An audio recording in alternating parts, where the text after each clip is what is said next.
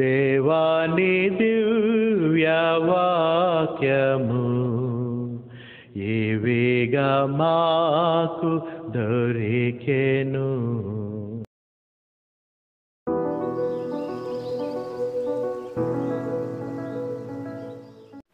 Baptism అనేటువంటిది దేవుని యొక్క ప్రణాళికలో దేవునికి కొన్ని లవ్ స్టోరీస్ ఉన్నాయి. యేసు లోకంలో తన ప్రణాళికలో కుమారుడిని లోకానికి పంపించడం it's a God's love story. ఆయన మన కొరకు మరణించడం it's a God's love story. Baptism అనేటువంటిది యేసు యొక్క లవ్ స్టోరీ. ఇది ఎందుకంటే పరలోకంలో ఆనందం, ద బ్యూటీ ఇన్ హెవెన్, ఒక బిడ్డ దేవుని రాజ్యంలో బాప్తిసం ద్వారా చేర్చబడడం అనేటువంటిది ఇది పరలోక సంబంధమైనటువంటి ఈవెంట్. సో మిగతావి ఆయన ప్రణాళికలో మనల్ని రక్షించుకోవడానికి దేవుని ప్రేమ సందేశంతో కూడినటువంటి సన్నివేశాలు అయితే, స్వయాన్ని ఈయన ఏ పని మీద అయితే భూలోకానికి వచ్చాడో ఆ పని ఒక ఆత్మ రక్షించడం ద్వారా it's a God's love story baptism. ఇది ఆలోచన చేసినప్పుడు ఈ టాపిక్ని ఎన్నిసార్లు మనం ఆలోచన చేసినా దీనిలో ఒక బలమైనటువంటి ఒక సందేశం ఉంది. బాప్టిజంలో చాలా బలమైనటువంటి సందేశం ఈ బాప్తిసంలో మనం చూడగలుగుతూ ఉంటాం. దీన్ని మనం ఎప్పుడు గ్రహించినప్పటికీ ఆదికాండంలో ఉన్నటువంటి సన్నివేశాలకి నూతన నిబంధనలో ఉన్నటువంటి సన్నివేశాలకి మనం ఆలోచన చేస్తే ఈ బాప్టిజం అనేటువంటిది, బాప్టిజో అనేటువంటిది నీటిలో ముంచబడి తిరిగి లేపబడుట అనే లాంగ్వేజ్ గ్రీక్ లాంగ్వేజ్ నుంచి వచ్చినటువంటి బాప్టిజం.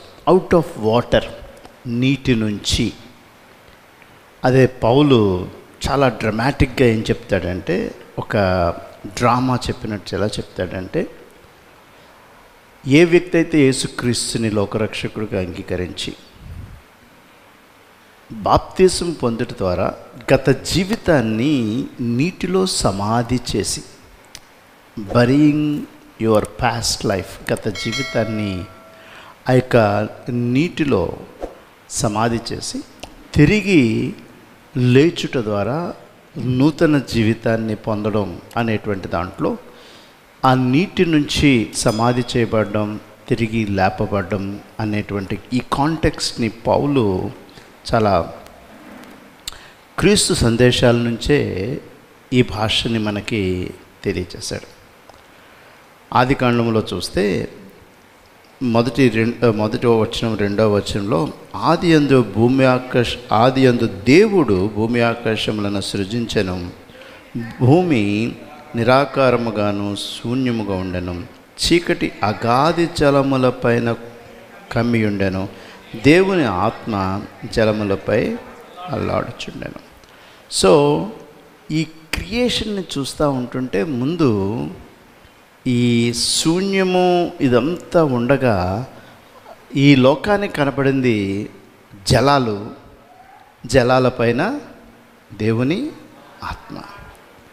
దీని నుంచి తిరిగి మనం ఆలోచన చేస్తే సృష్టించినప్పుడు నీటి నుంచి పైకి తేవబడింది నేల, భూమి. సో మనము జీవించడానికి ఏర్పరచబడినటువంటి ఈ భూమి నీటి నుంచి ఆయన సెపరేట్ చేయడం వల్ల భూమిని మనం చూడగలిగాం. ఈ సన్నివేశాన్ని నేను ఎందుకు ఇప్పుడు జ్ఞాపకం చేస్తూ ఉన్నానంటే, అదే అధ్యాయంలో మనం చూసినట్లయితే కొంచెం 9వ వచనం దగ్గరికి వచ్చినట్లయితే అక్కడ ఏం కనబడి, ఆకాశం క్రిందున్న జలముల లోక చోటనే కూర్చబడి ఆరిన నేల కనబడనుగా పలకగా ఆ ప్రకారం ఆయను. దేవుడు ఆరిన నేలను భూమి అని పేరు పెట్టెను, జలరాశికి ఆయన సముద్రములు అని పేరు there is a separation. So the land we are living, ఈ భూమి, మనం జీవిస్తున్నటువంటి భూమి నీటి నుంచి వేరు చేయబడి భూమి, ఎ న్యూ లైఫ్. భూమి అనగానే మనము ఒక లైఫ్ క్రియేషన్ని మనం ఎలా చూస్తూ ఉన్నామో అదే రీతిని మత్తయి సువార్త 3వ అధ్యాయము 16వ వచనం. యేసు బాప్తిస్మం పొందిన వెంటనే నీళ్లలో నుండి ఒడ్డుకు వచ్చాను. ఎక్కడి నుంచి వచ్చాడు? నీళ్ల నుండి ఒడ్డుకు వచ్చాను. ఇదిగో ఆకాశము తెరవబడెను, దేవుని ఆత్మ పావురం వలె తన మీదకి దిగివచ్చుట చూచాను. ఎస్, ఈవెన్ జీసస్ ఆ బాప్తిసం పొందిన తర్వాత నీళ్ల నుండి ఒడ్డుకు వచ్చాను, అవుట్ ఆఫ్ వాటర్. ఈ baptism is out of water. అందుకే మనం బాప్తిస్మం అనేది నీళ్లలో ముంచబడుట అనేటువంటిది క్రీస్తు సంఘంలో మనం చాలా విలువైందిగా బోధిస్తూ ఉంటాం. చిలకరింపుకుంటే యేసుక్రీస్తు బాప్టిజం ద్వారా ఈజ్ ఎ హెవెన్లీ జాయ్. మనం చూస్తున్న పరలోక సంబంధమైనటువంటి సంతోషాన్ని ఇక్కడ మనం చూస్తూ ఉన్నాం. అందుకని అక్కడ ఏమంటున్నాడు? పొందిన వెంటనే నీళ్ల నుండి ఒడ్డునకు వచ్చెను, ఇదిగో ఆకాశము తెరవబడెను, దేవుని ఆత్మ పావురము వలె తల మీదకి దిగివచ్చుట. This is coming of the Holy Spirit. దేవుని ఆత్మ, ఆ విజన్ మనకు కనపడాలి. కాబట్టి తర్వాత బాప్టిజం తీసుకున్నప్పుడు దృశ్య రూపాన్ని యేసుక్రీస్తు జీవితంలో చూచాం. కాబట్టి ఈ దినాన్ని ఈ నలుగురు బిడ్డల యొక్క జీవితంలో జరిగినటువంటి ఆ సన్నివేశం ఏంటంటే, ఆ గ్రాండ్యూర్ ఏంటంటే, పరిశుద్ధాత్ముడు దిగి వచ్చుట, మీలో నివసించడానికి. ఈరోజు నుంచి ఈ పరిశుద్ధాత్ముడు బ్యాప్టిజం ద్వారా ఒకసారి వచ్చినప్పుడు ఆ లోపల ఉన్నటువంటి ఆ పరిశుద్ధాత్ముడు ఎప్పటికప్పుడు నిన్ను మంచి చెడులు తెలియచేస్తూ ఉంటుంది, నిన్ను నడిపిస్తూ ఉంటుంది, నీకు ఆదరణకర్తగా ఉంటుంది. నువ్వు డిప్రెస్ అయినప్పుడు ఆ దేవునితో మాట్లాడటం మొదలుపెట్టినా, నువ్వు సంతోషంగా ఉన్నప్పుడు ఆ పరిశుద్ధాత్ముడితో నువ్వు జాయిన్ అయినా, లేక కొన్ని విషయాల్లో నువ్వు తెలియకో తెలుసో లేక ఏదో రీతిని కొన్ని మార్గాలు వెళ్ళకూడని మార్గంలో వెళ్ళినా, నేను చేసింది ఇది సత్యం, ఇది కరెక్టు, ఇది రాంగు అనేటువంటి నడిపించేది పరిశుద్ధాత్ముడు. దాన్ని మనలో నివసింపచేస్తాడు ఈ పరిశుద్ధాత్ముడు దిగువచ్చుట. ఇది ఎవరి జీవితంలో మనం చూసాము అంటే, ఇది క్రీస్తు జీవితంలో చూసాం. ఇదే జీవితంలో ఆదాము దగ్గరికి మళ్ళీ మనం 1వ అధ్యాయంకి వెళ్తే, లేకపోతే 2వ అధ్యాయము 3వ అధ్యాయం చూసేటప్పటికి, ఎప్పుడైతే ఈ సృష్టిలో నీటి నుంచి వేరు చేయబడి వచ్చినటువంటి ఈ భూమి మీద ఆయన స్వరూపాన్ని మన్నుతో చేయబడినటువంటి ఈ ఆది మానవుడు దేవునికి విరుద్ధంగా చేశాడో, ఈ భూమి మీద ముళ్ళు రాళ్ళు రప్పల్లో నువ్వు కష్టపడు అన్నాడు. The sin entered. అక్కడ పాపం అనేటువంటిది ఎంటర్ అయింది. దాని లోపల జీవింపచేయడానికి తిరిగి మళ్ళీ దేవుడు ఇంకో ప్రణాళిక చేశాడు.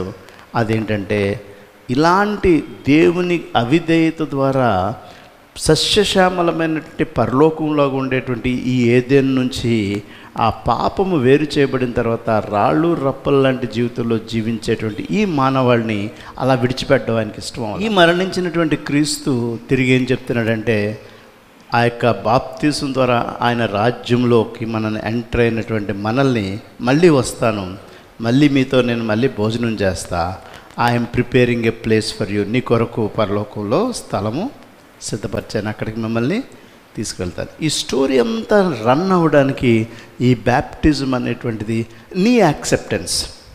ఆయన దేవుడు ఉన్నటువంటి ఆ యొక్క ప్రణాళికలో ఆయన ఒక చిటుకులో మీరందరూ పరలోకానికి రండి అని చెప్పి పిలవగలడు. లేకపోతే మనలందరినీ ఆయన మాట ద్వారానే పరలోకాన్ని తీసుకుని వెళ్ళగాని నీ అంగీకారం అనేది ఆయనకి చాలా అవసరం. నీ యాక్సెప్టెన్స్, నీ అంగీకారం అంటే, నేను ఈ జీవితాన్ని నుంచి మారు మనసు పొందుతాను, తిరిగి నేను క్రీస్తులో జీవిస్తాను, నేను యేసుక్రీస్తుని నా రక్షకుడు నేను అంగీకరిస్తాను అనేటువంటి ఆ తలంపు, ఆ మారు మనసు ద్వారా బ్యాప్టిజం అనేటువంటిది ఏంటంటే దేవునిలోనికి ప్రవేశింపచేసేటువంటి గ్రాండ్యూర్. కాబట్టి సపోజు లవ్ స్టోరీని ఎప్పుడు అటు ఇటు యాక్సెప్ట్ చేసినప్పుడే దాన్ని మనం ఏమంటాం, అది ప్రేమ అంగీకారం అంటాం. లేకపోతే ఇది వన్ సైడ్ లవ్ స్టోరీ అంటాం. దేవుడికి వన్ సైడ్ లవ్ స్టోరీ ఇష్టం లేదు. నువ్వు నాకు కావాలని ఆయన కోరుకుంటున్నాడు. నీవు తిరిగి చెప్పవలసింది ఏంటంటే, ఎస్, నేను నిన్ను లోకరక్షకుడిగా అంగీకరిస్తాను. It's a two way love story. అందుకని ఈ బ్యాప్టిజం అనేటువంటిది ఏంటంటే నీ యాక్సెప్టెన్స్, నీ అంగీకారం. ఆయనేమో నిన్ను కోరుకుంటున్నాడు, తలుపు తెరిచాడు, ఆయన నీ తలుపుని తడుతున్నాడు, తెరువు నేను లోపలికి రావాలి అని. నీవు తెరిచేటువంటిదే a two way response love story is a baptism.